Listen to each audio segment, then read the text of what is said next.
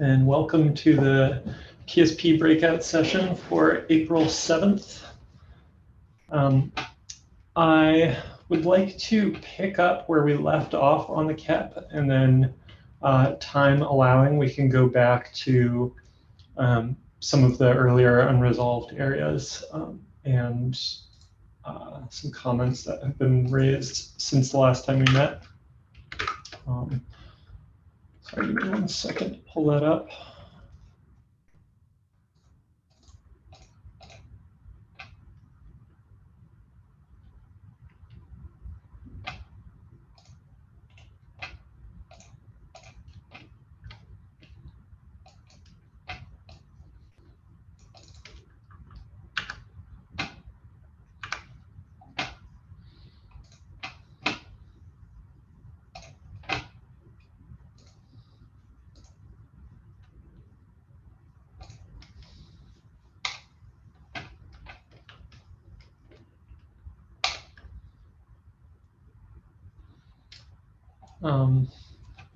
Okay, so I think last time we left off at the updates section.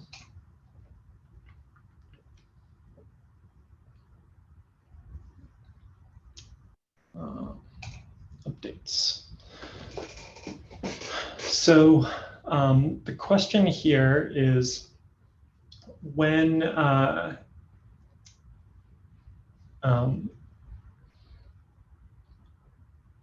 sorry, need to page back in what we were talking about.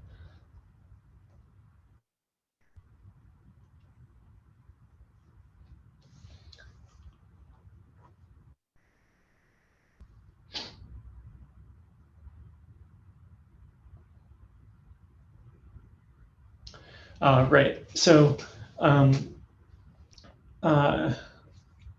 this would mostly come into play if, let's say, an exempt user had created a pod, and then a non-exempt user edits that pod.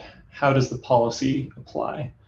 Or alternatively, if a pod was already in the namespace and then the namespace policy was updated so that the pod is now in violation of that policy. Does that mean that the pod can no longer be edited unless that edit makes it conformant with that policy? So I'm proposing that the answer is no, that we allow edits to anything except the fields that are enumerated here.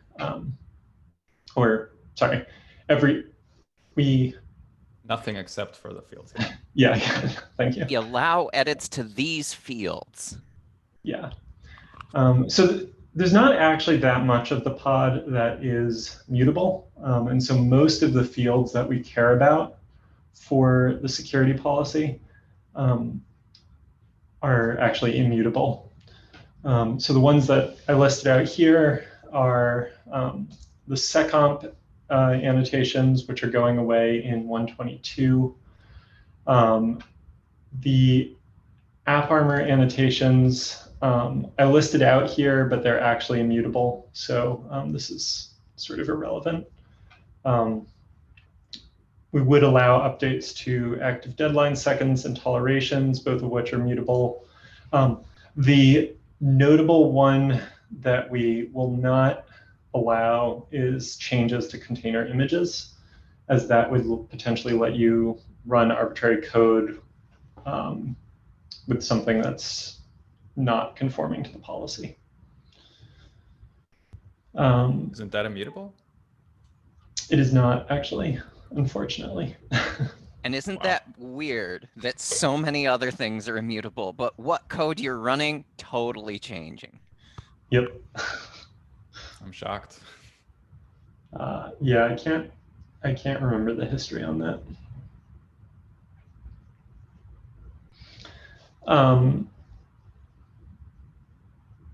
Yeah, so status and node name are handled through sub-resources. I don't think we care about anything in the status, pod status from the policy perspective. So I think it's okay to just ignore status updates. And is yeah, tolerations a tricky one? Could it be that somebody creates a pod and doesn't want with certain security exceptions about what it can access on the host, but wants that only to run on a subset of nodes that are less, sensitive or whatnot? The way the policy, the pod security standards are defined today, they don't care about scheduling constraints. So I definitely agree with you that there's cases where you might want to have like a dedicated set of nodes and have separate policy around that. The way I would tell someone to make that work with the policy we're proposing here is to say, this namespace runs as restricted, or maybe this namespace runs as privileged, and only pods in this namespace are allowed to run on these nodes. So kind of have a separate policy applied at the namespace level and just rely on composability of those rather than enforcing it through this one. Question about that. How would you restrict these nodes are only allowed to run pods from this namespace? Yeah, so you would have to say, you would have to have a separate policy mechanism that says, well, so first of all, you need to taint those nodes to prevent anything that's not tolerating that taint from running on them. Then you would have a policy that says only these namespaces are allowed to have this toleration. Okay. There's a few notable corner cases that you have to cover. One is wildcard tolerations. And then the other is manual scheduling. So you can't create nodes or create pods with the node name preset, and you can't grant the bind permission to users. Sort of for the record, do you know of any off-the-shelf admission controller that allows setting that sort of policy without writing code? Like, I can see how you could write a fairly simple admission controller yourself to do that. I can see how you would like write that in Rego and run it in Gatekeeper, but like, do you know of an off-the-shelf solution to that? I don't know if the Gatekeeper policy library ships with something like that. There has been a fair amount of discussion around a built-in scheduling policy that would limit things like node selectors and tolerations and other things around that. That policy, I can find the proposal and link it to the agenda later. That would be a nice companion to this for somebody who wanted to do some more sophisticated policy things in their cluster, but didn't want to go to outside of the project solutions. Yeah. Cool. Thank you. When that proposal was raised, we were still kind of undecided around the direction that we were going with pod security policy.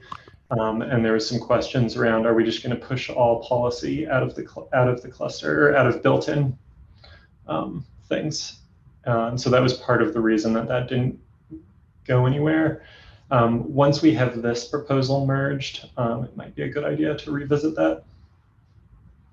Because it's explicitly setting the precedent of a minimum level of policy functionality that meets certain simplicity of use case criteria is important to have in upstream, but with the understanding that beyond that simplicity criteria is a third-party opportunity. Yeah. But one thing I would caution about that is I think having dedicated node pools is not a super simple use case. I think there's actually a lot of kind of nuances to how you do that that make, depending on that for a security boundary, actually a sort of very error prone. I love that KubeCon talk, by the way. I love that whenever I have the chance. Trying to remember what of that was public knowledge, but yeah, see KubeCon talk. Link in the notes. Okay, so going back to the pod updates, is there any concerns over what's written out here? Or should we just consider this resolved? It looks good to me. Okay. Moving on, ephemeral containers. So if anyone doesn't know, ephemeral containers is currently an alpha feature. I think they're targeting beta in 121, but that may have been pushed back in part due to the some issues that were raised around this proposal. So ephemeral containers are containers, it's basically like mutable containers on the pod. So you can add ephemeral containers to a pod. That's only done through an ephemeral containers sub-resource.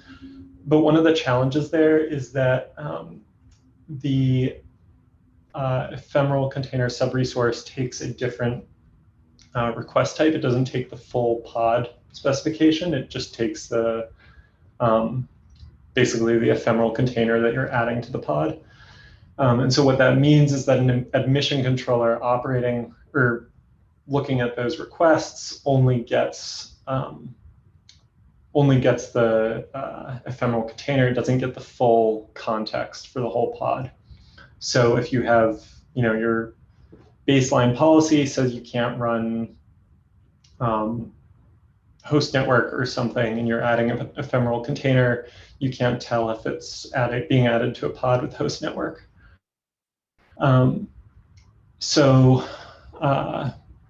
One option would be to say that we only check the fields that are on the ephemeral container and ignore, say, host network checks, that kind of thing.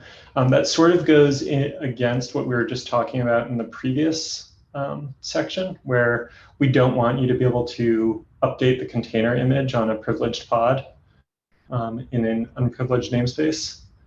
So this would be kind of, if we only checked the fields on the container, this would be sort of a workaround for that. So I think we probably need to get the full pod spec.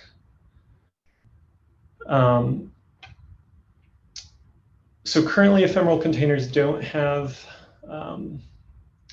security contexts, but that's also something we're planning to add soon. I think that got slipped out of 121. So we will want to check that once it's added.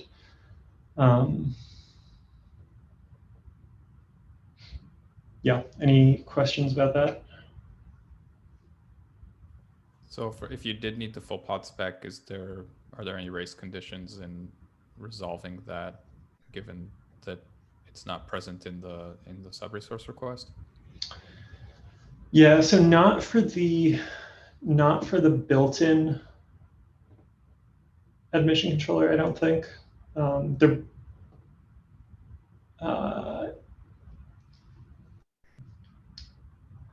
I think it should be safe for the built-in controller, since all of the fields that you'd be checking, or almost all the fields you'd be checking, are immutable. It's possible there could be some sort of edge case there. But if you're running in webhook mode, there would definitely be a race condition there. However, I think that we're going to change the admission interface for that. So I think it should start getting the full pod spec once those changes go in. Again, this is a feature that's currently in alpha, so I kind of expect it to change. And now that we have an actual proposal here, we can make sure that they sort of track together. But the other thing I wanted to call out around ephemeral containers is, so the target use case for them is debugging. And I think it's a common case where you want to run your production workloads in like least privilege mode. But oftentimes to effectively debug, you need elevated privileges. So the example I gave here is capsys ptrace. If you wanted to ptrace that process for debugging, I believe that requires the privileged profile today. Another example is capnet raw, which we would drop from the restricted profile. But if you wanted to, say, do a trace route, you would need capnet raw on that. So this is probably more of a future extensions thing to consider. But that would be if we wanted to allow you to have elevated privileges, but only on ephemeral containers. I mean, I think that makes sense. I don't see a ton I of don't uses for. Sorry. Go ahead. I was gonna say, I don't remember what the RBAC around ephemeral containers looks like. Is there separate control possible for who can create ephemeral containers versus like who has create pod? Because like what I'm trying to think through here is whether we can allow this kind of breaking policy, but only for ephemeral containers, without that actually just meaning that the elevated policy is what applies to most things most of the time. And like one way that I was imagining that would be in the configuration where certain users are allowed to bypass policy. I don't remember if that was only hard-coded users or if that also included hard-coded groups. But like in principle, then you could have a like, cluster name : debuggers group that was allowed to bypass policy here.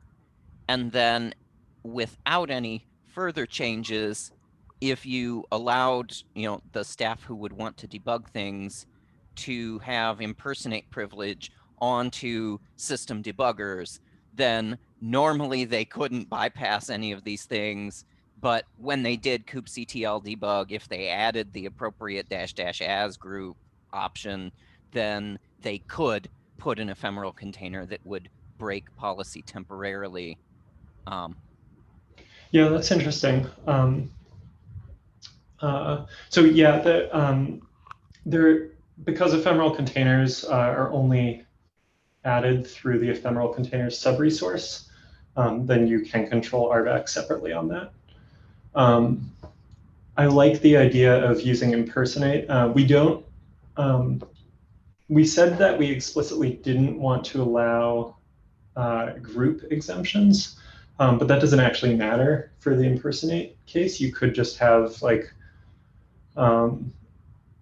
ephemeral debuggers or whatever, and then just through RBAC control who is allowed to impersonate that user, and then just grant that user permission to add ephemeral containers. So does that mean that to do this correctly within a namespace, those debuggers would not be allowed to otherwise create pods, but they would be able to, like, would there be a workaround where because they're able to do that for ephemeral containers, they can also create regular pods and basically do it for everything?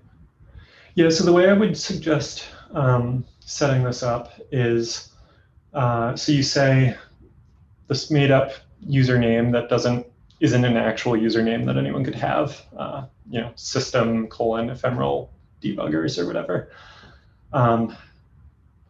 have it as one of the statically configured exempt users, and then only grant RBAC bindings to allow them to allow that user to operate on the ephemeral container subresource. So they wouldn't be allowed to create or update pods. Just create and update ephemeral containers. And then just control who has impersonate permission on that. Okay, so when they're impersonating to that, it wouldn't have any other privileges, and so they wouldn't Right. be able to use the exemption for regular pods. Yeah. And then if they are not impersonating, so if they're impersonating them, they can only operate on ephemeral containers. If they're not impersonating them, then they are not exempt from the policy.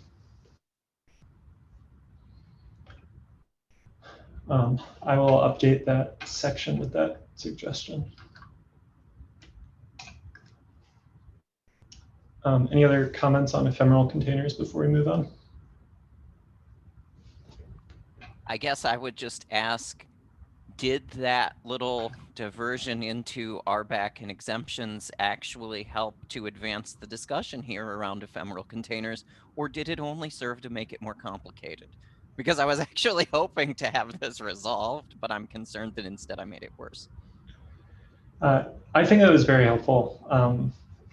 It means that we don't need to build some special like second tier policy level for ephemeral containers if this workaround seems sufficient. It is a bit of a kind of a little bit of a hacky workaround. So we might want to think about if there's a way to kind of streamline the user experience on this. I was gonna say like maybe client support to make this hidden from you would help, and also we need to be careful about documenting how to set up the permissions properly to be able to use ephemeral containers at all, because I think this will be a very common problem that people run into. Mm-hmm. Then all of that said, I really like the idea here of just ephemeral containers being subject to the same policy restrictions, because that seems good from a principle of least surprise standpoint. Like if you just turn this on, then ephemeral containers are not in any way a side door through your policy.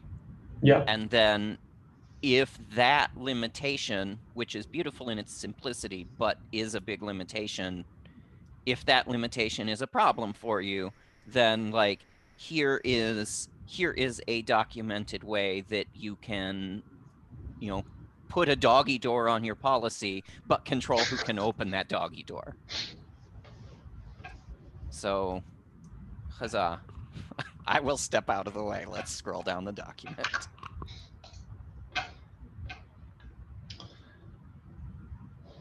Are there any SE Linux experts on the call?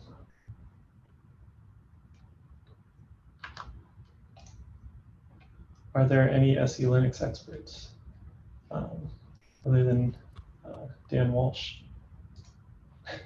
I could call myself an SE Linux journeyman. I ran it on Kubernetes a couple of times. Do you have any thoughts on what a sensible SE Linux policy would be to set for the baseline?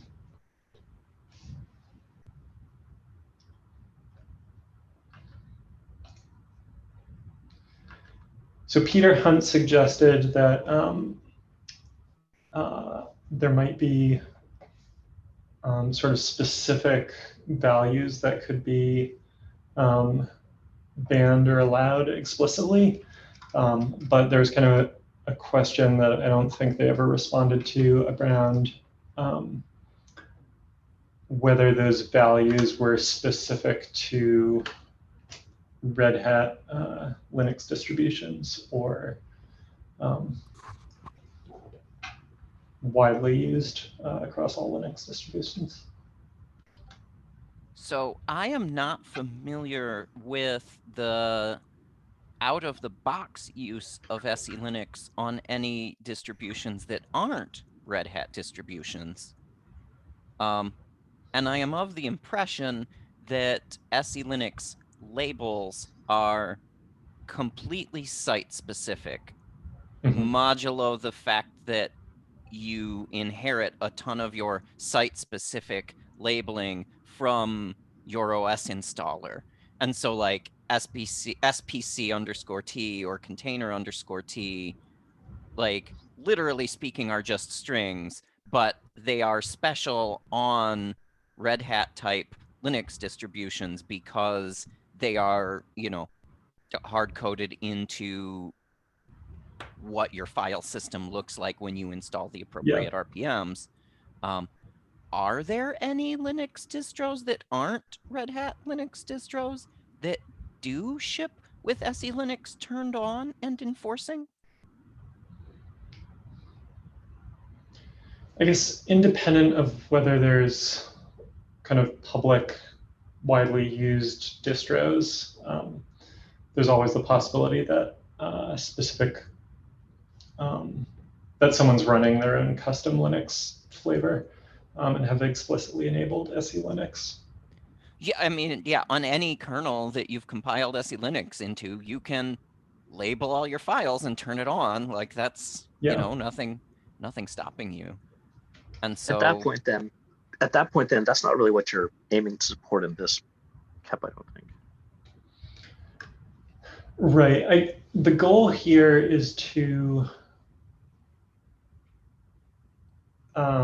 be able to enforce something on, enforce that kind of baseline level of security on SE Linux in a at least relatively universal way, trying not to be opinionated about the specific implementation or layout of it. That's why I liked the approach of just saying that you can't customize it. But Jordan raised the concern that it's common on SE Linux systems, aka OpenShift, to have mutating admission controllers that set custom labels for shared volumes.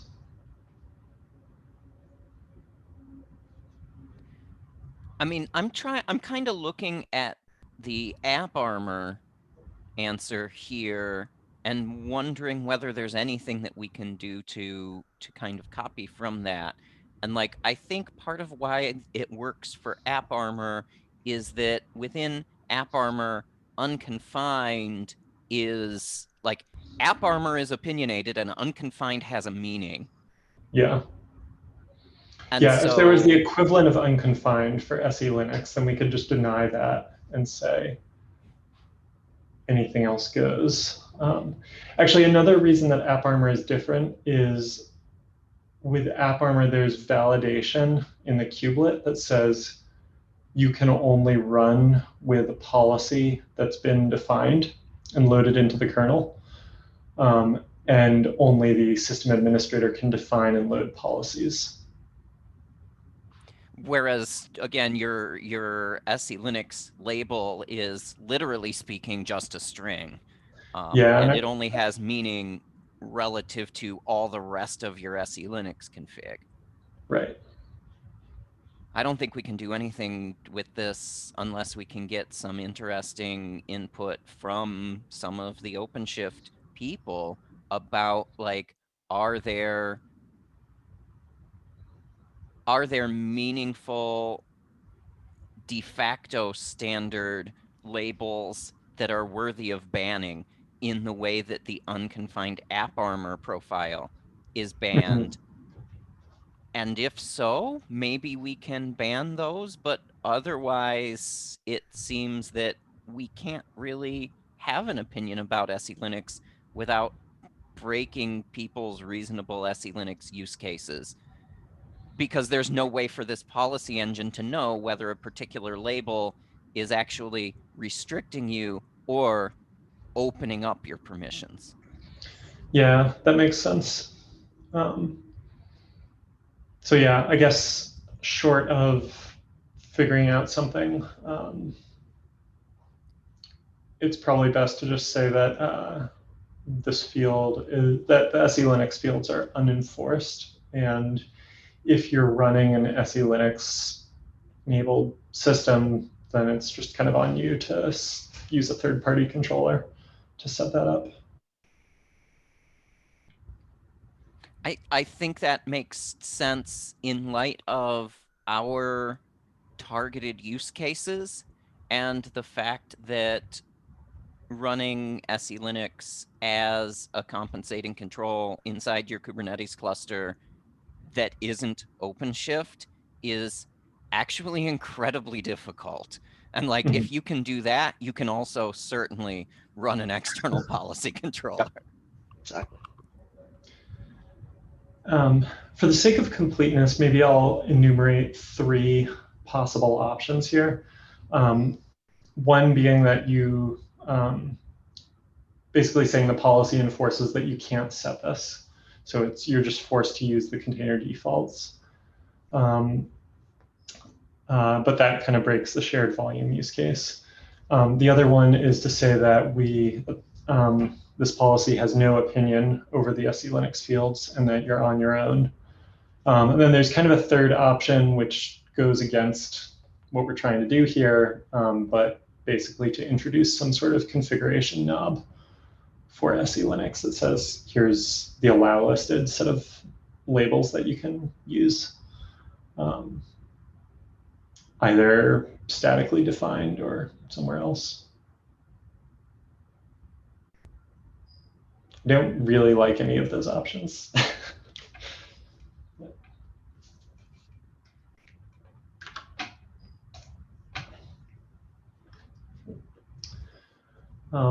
Okay, moving on.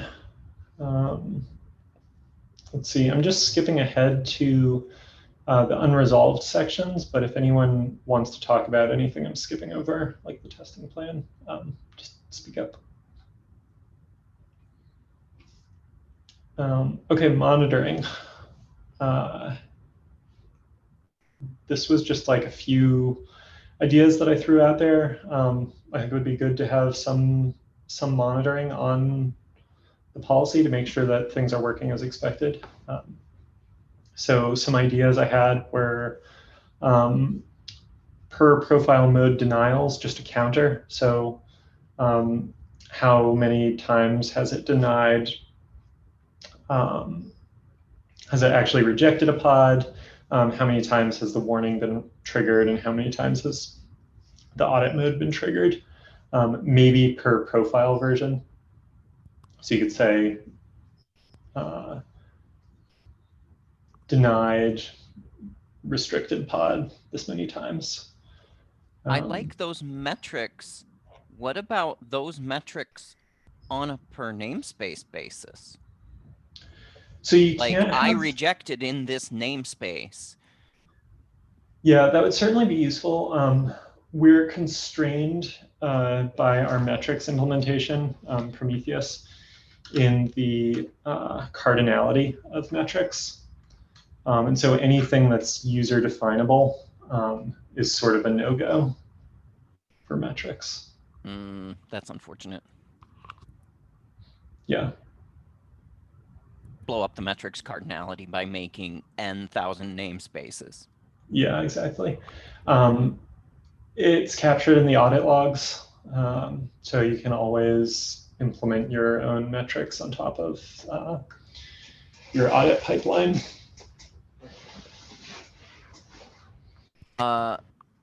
You look like you've got something, Oren. I was just going to ask. So these counters, they're going to be scoped to the actual pod. What if you have you have a replica set? It's trying to create the pod. It keeps getting denied. Is that just going to run up these counters? Yeah, and that was sort of the idea that I had in mind. Was like, you change something and suddenly your rate of denials goes through the roof and triggers some alert based on that. And so someone can go investigate that.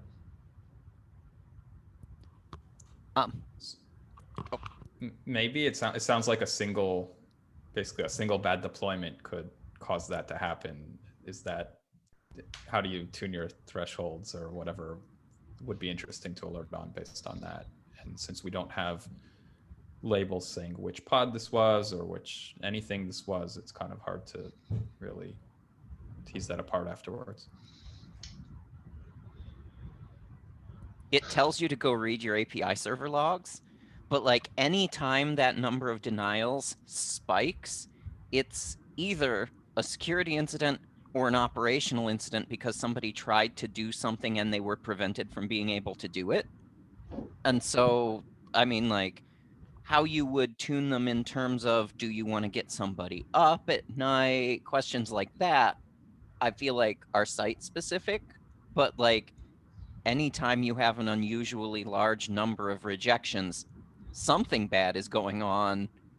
And just from the count, you don't have any idea what that bad thing is, but like somebody is unhappy.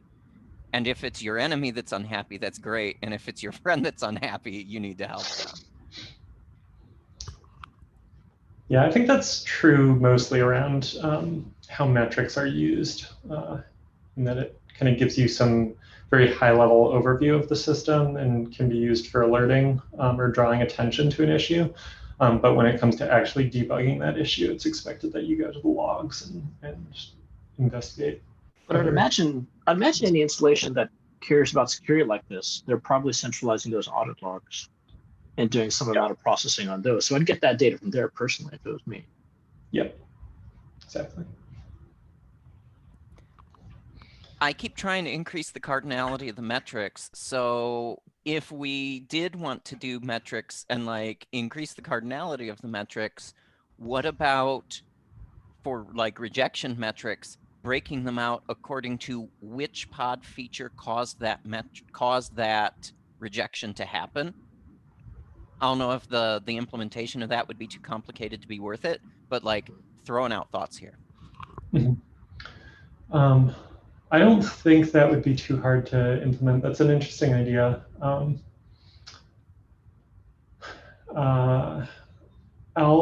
add it into the KEP, or if you could take a note on that.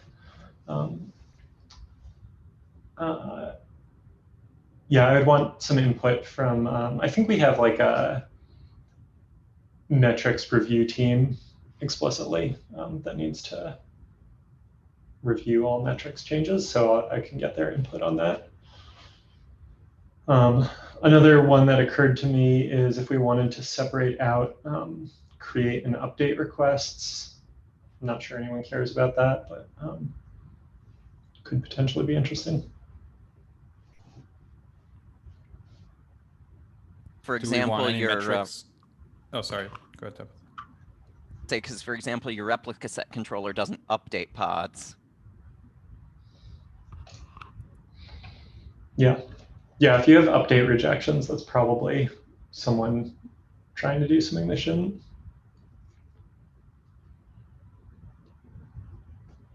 Do we need anything about counting exemptions and seeing how those are being utilized? That's a good idea.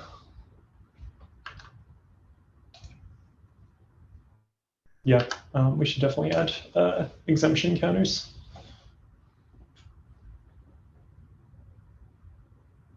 But per the user configurability thing, they can't be per user. They're just number of times exemptions were utilized. Yep.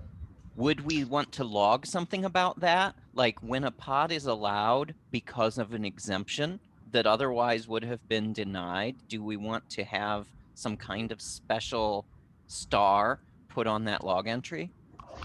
Yeah, it should definitely go in the audit logs. I'm not sure if I called that out explicitly here.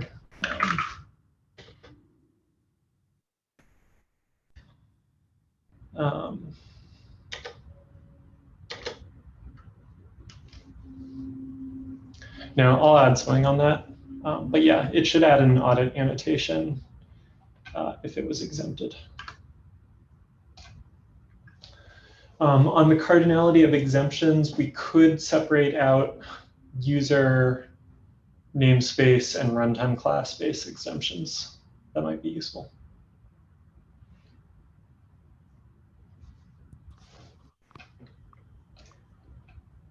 Yeah, that actually sounds really useful because I kind of don't care that there's a bunch of admissions happening in namespaces that I've exempted. Like, that's why I've exempted them. But but when I'm granting user exemptions, that may be more interesting. Unless I'm granting that user exemption to a controller that is basically a fork of the replica set controller. But if I'm that fancy, I'm probably not using this.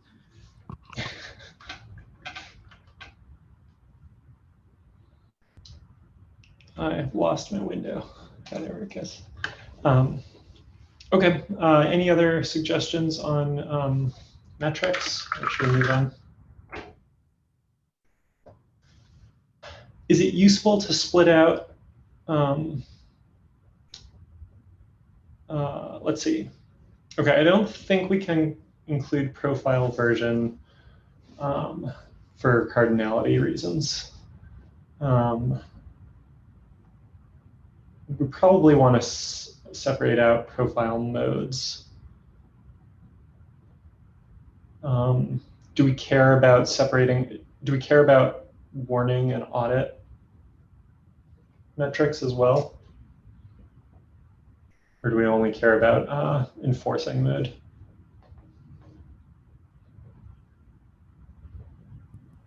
From the troubleshooting and like the CI use case we've talked about, the warning would be handy. Sorry, which use case was that? So the use case of doing testing policies on a, well, again, okay, never mind. You're not going to be testing these policies. Never mind. I think it's something else. Yeah, this is just for the like kind of global counter for like, does anyone care about getting paged when suddenly the number of warnings goes through the roof? I would say if it's easy and cheap, yes, because like off the cuff, I don't think I would want to wake somebody up if the number of warnings goes through the roof. But if I have a cluster and I'm trying to ratchet down the permissions in it, then I could apply a more restricted policy as a warning config on some namespaces. And without the metric, I would go to the cardinality of audit log events that show that warning. Yeah, but with sense. the metric there, it could save me from having to configure that in my, in my logging pipeline. Or in the case that I have metrics aggregation, but not log aggregation, I would at least then be able to line up the timing. Like I made the change at this time and then it went up a lot. So it seems like it could potentially be handy. Okay.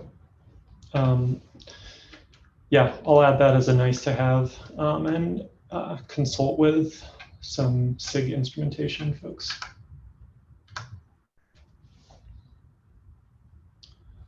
For the, you mentioned labeling by policy version was dangerous for cardinality reasons. Is that true even if we validate that it's a valid version?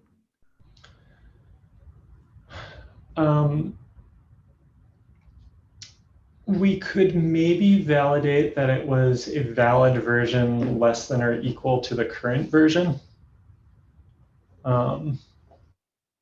And just kind of lump everything else into like a future, kind of generic future version.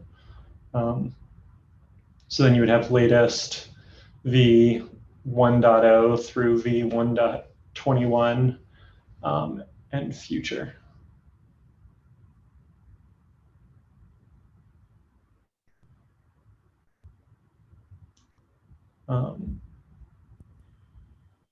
That could be interesting if you didn't think that you were using any pinned versions and then suddenly you saw some metrics on the previous pinned versions. Could be a sign that something weird was happening.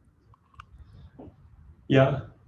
I do worry a little about the cardinality of like, I guess hopefully no one's running actually 21 different versions in their cluster.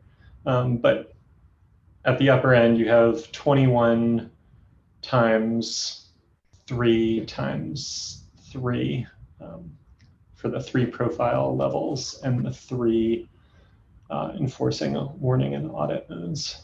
That's why I kind of like the past, present, and future bucketing, because in that hypothetical use case, you still get that, but also you know it's never going to be more than 3. Yeah. This might be a go to the logs kind of a thing. Yeah. Fair.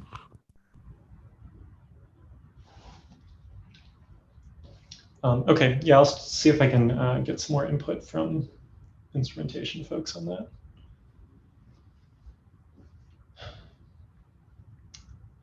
Let's see, most of the production readiness I ignored since it's more for going to beta or GA.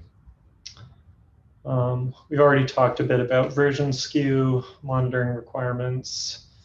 Dependencies should be pretty minimal. I don't think there will be any scalability implications.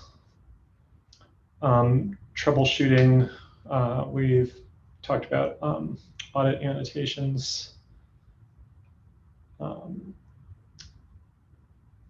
Optional feature extensions. Maybe it's worth going through this quickly. I know that we're getting close to time here. I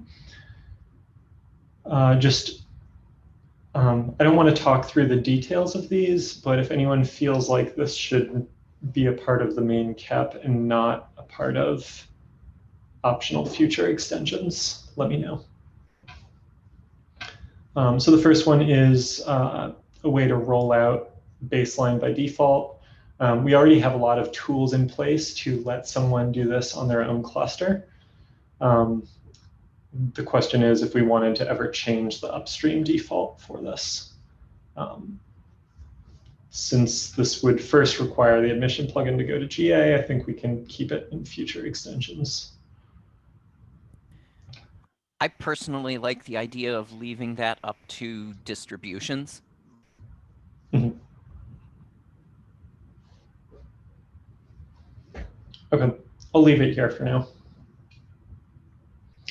Pod security policy migration, we've talked about a bit. I would love to see this. I think it makes sense to leave in future extensions for now. Basically, that just means that we are not going to plan on working on it for alpha.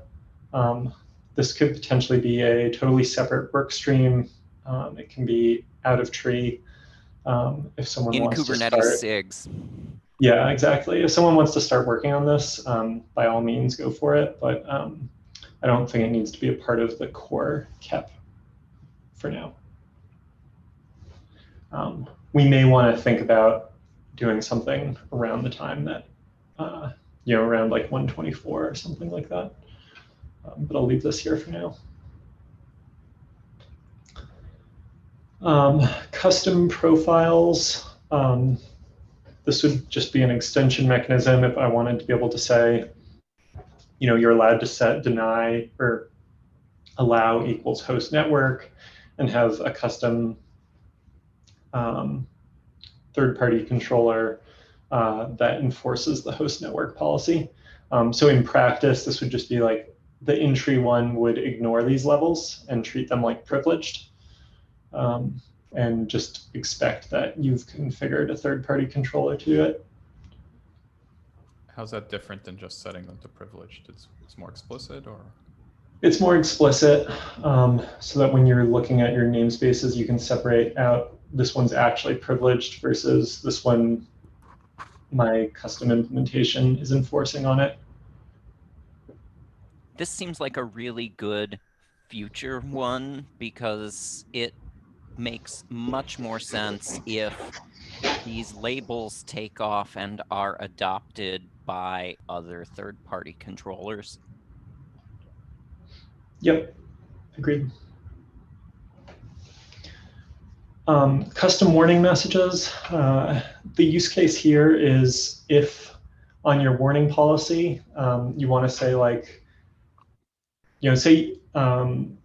say you have your enforcing policy pinned to 120 and you want to update that now to 122. So you set warn to the 122 version to let users know if they're using a feature that is going to be denied in the future. You might want to set a warning message that says something like, here's the date that you have when this will stop working, or here's an email address to contact if you need an exemption from this policy or whatever. So it's message of the day? It's warning of the day. Familiar with that? Yeah, it would basically be only if a warning is triggered is this message shown. I'll keep it in future extensions for now. It's interesting. It's like a path of communication between the security admin and the users. Mm-hmm. Are there any other analogs to something like that in Kubernetes? Not that I know of, but also the warning mechanism is fairly new. I know there's a gatekeeper feature that you can inject warnings. I don't know who uses it, but that's just the Kubernetes warnings. It's not a custom warning message. oh, I thought you could put whatever darn text you wanted. Like, I thought by writing the right Rego, you could put whatever darn text you wanted into the Kubernetes warning. Right, that's part of the Rego. Yeah, cool. And so with this, since we don't have Rego, we can't totally set it, but we could add a little bit to it. And they just feel like similar use cases.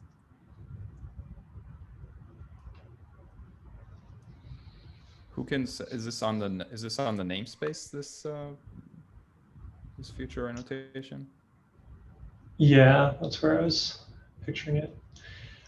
Actually, since we're almost at time, I just quickly want to touch on Windows support. So we've talked about how, like, even without explicit Windows support, we have the escape hatches in place, or the extension points in place to say the Windows runtime class is exempt and have a third-party controller that does enforcement on Windows runtime class pods. If we wanted to do any built-in support, we would need to standardize the identifier for Windows pods. I'm not sure if that exists today. I don't know if you know, Rita. No, I think they're different, right? I think that's why there was a proposal around like another spec for Windows pods. Mm-hmm. Yeah, so I guess we need a standardized identifier for Windows pods, whether that's a kind of standardized runtime class name or separate pod spec. And then the second piece is to actually write what those pod security standards for Windows should be. We should probably have that regardless. I don't know, Rita, if you want to take that back to the SIG Windows community as something yeah, I'll follow up like with them. a help wanted item for getting those documented. All right, that's all we have time for today. I think we are getting close on this proposal. But probably have at least one more of these meetings. Thanks for everyone who's able to join today, and have a good afternoon. Thank you. Bye all. Bye all. Have a good one.